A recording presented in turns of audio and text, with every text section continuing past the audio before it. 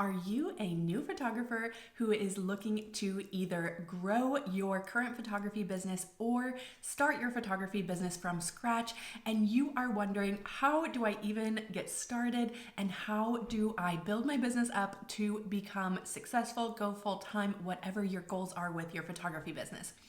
I have been in business as a photographer full-time for 10 years now, which is so crazy to say. And obviously the photography industry has changed in the last 10 years, and I have changed and grown a lot as a photographer and in my photography business over the last 10 years. But I'm going to tell you today, if I was starting my photography business over today, how would I get started? What would I do if I was trying to start over today? Okay, let's get into it right away. So the first thing I would do differently is invest in good gear right away. So I started out with an entry-level camera and a kit lens, like most of us do, right? And then I quickly realized this kit lens is crap, as most of us do, and started investing into other lenses for my camera, crop sensor lenses for my crop sensor camera.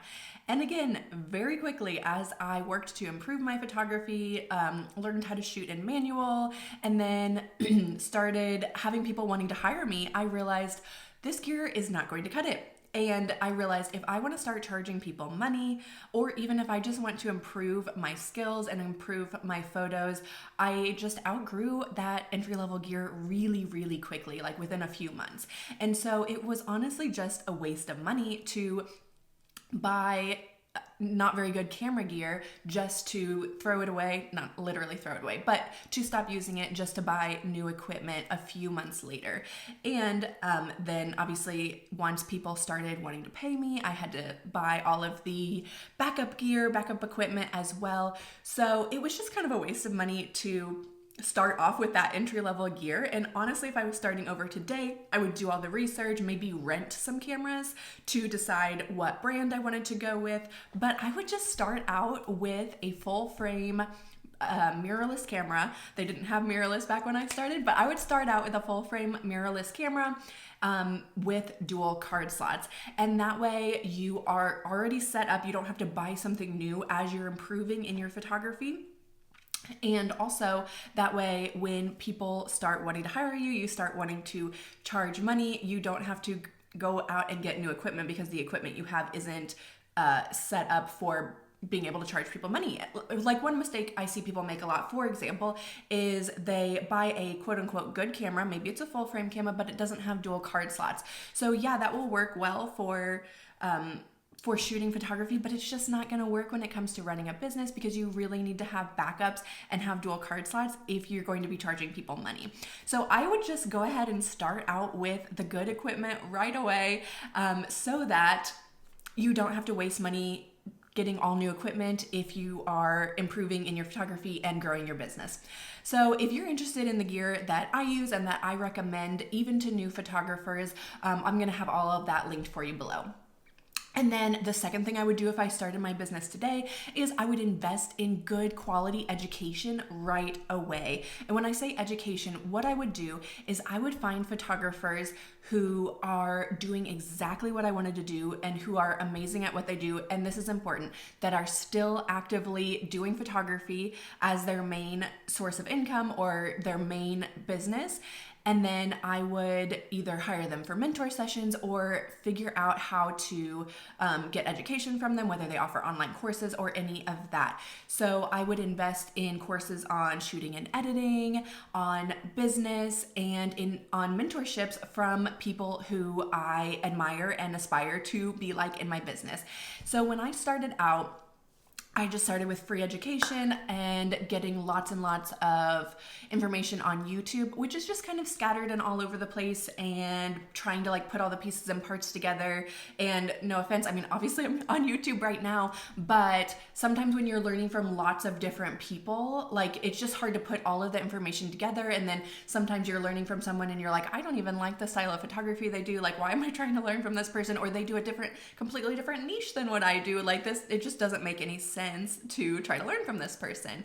And people have all different types of opinions, and there's so many different photography styles out there that are very beautiful, but people are going to have different ways of shooting, and it just doesn't make any sense to learn one person's specific style of shooting, and then just realize like, wait a minute, I don't want to shoot like this. Like, for example, some people believe in never shooting with a wide open aperture, and they are shooting at f/16, and that's fine, but maybe you realize like the style you love and the people whose work you really love are all shooting at f/2.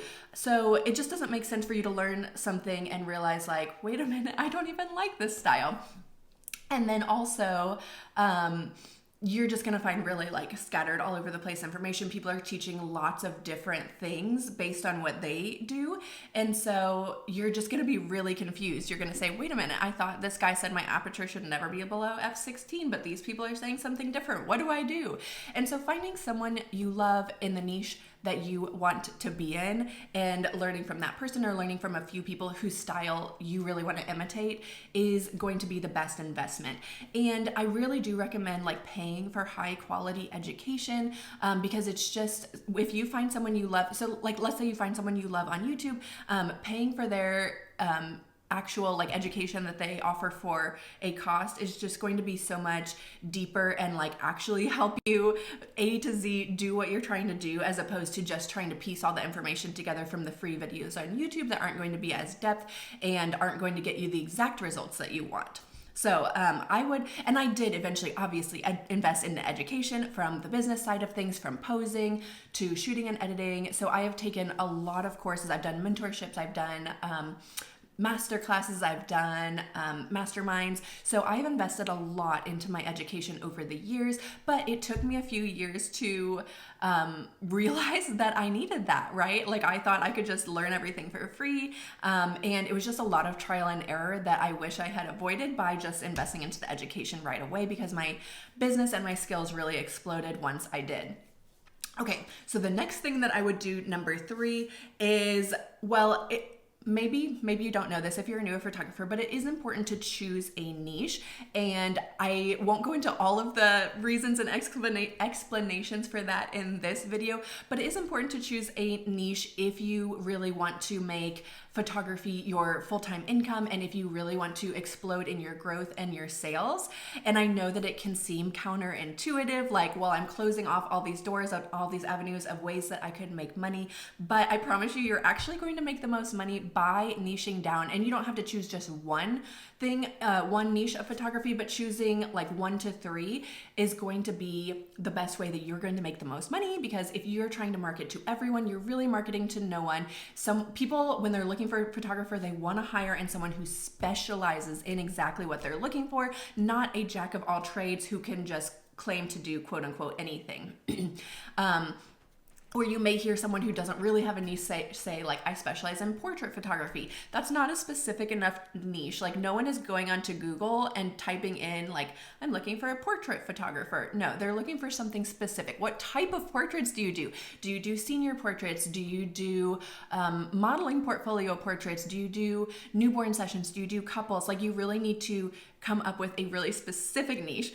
But that's not where I was going with all this. Where I was going with all this was, what I would do if I started my business over today is I would get into the motherhood niche right away. And I say motherhood niche in quotes because that's the word photographers use, but it's not the words our clients use. So it's not the word I prefer to use. I'm calling it the motherhood niche because I'm talking to photographers right now, but I prefer to call it family, newborn, and maternity photography. So I would get into that right away if I was starting my business over today. If you know me and you know a little bit about my business, you'll know that I started in the wedding photography niche, and I did that for 7 years before transitioning to family photography. And I did love the wedding photography world back before I had kids, but it just became like I had no work-life balance, which again was fine before I had kids. And I did a lot of destination weddings and I traveled, and that was fun. But I believed the lie that wedding photography is one of the only ways that you can make a full-time income as a photographer. And so I just kind of felt like, well, I don't really have a choice. If I want to make good money and be full time, I have to do weddings.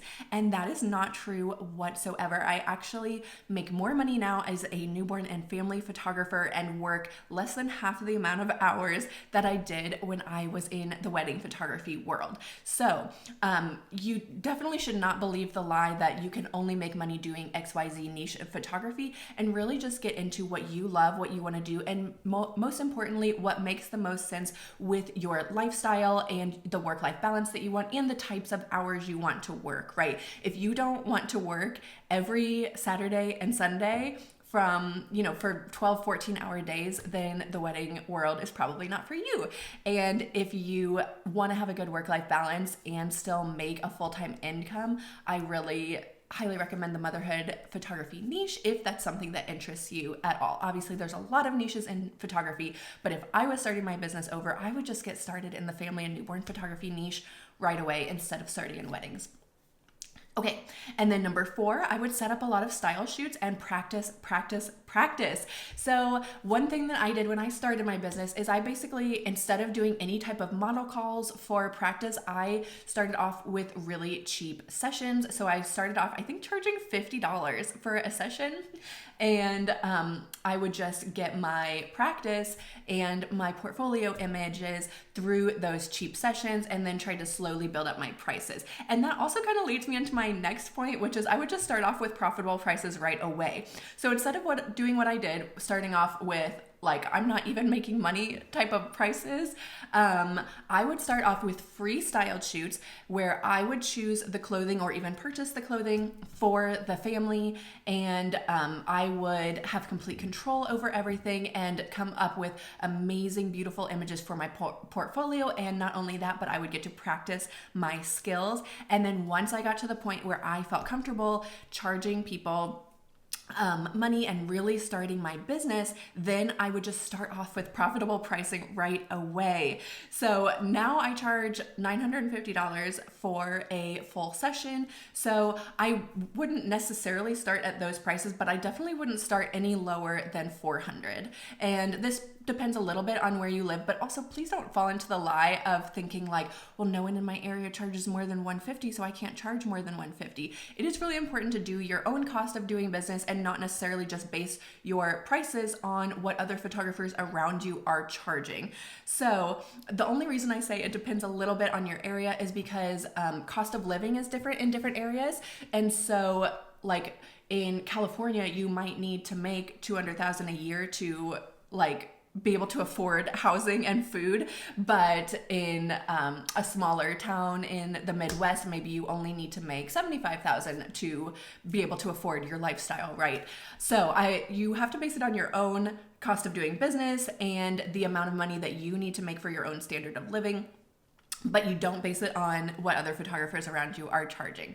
Okay, so that is just kind of an overview of what I would do if I started my photography business over today. I hope that was helpful for you in some ways. And if you are interested in the motherhood and newborn photography niche, that is what I do. And I have lots and lots of free educational resources for you guys that are all going to be linked down below, such as my camera settings guide for in-home newborn sessions, my free posing guide for family photos, my free posing guide for newborn sessions. So if you're interested in this niche at all, I would love it if you would subscribe and stay on my channel and learn lots of good things here on this YouTube channel. So let me know if you are interested in learning anything else specific from me, and I would be happy to make more videos that would be super helpful for you guys. See you in the next one.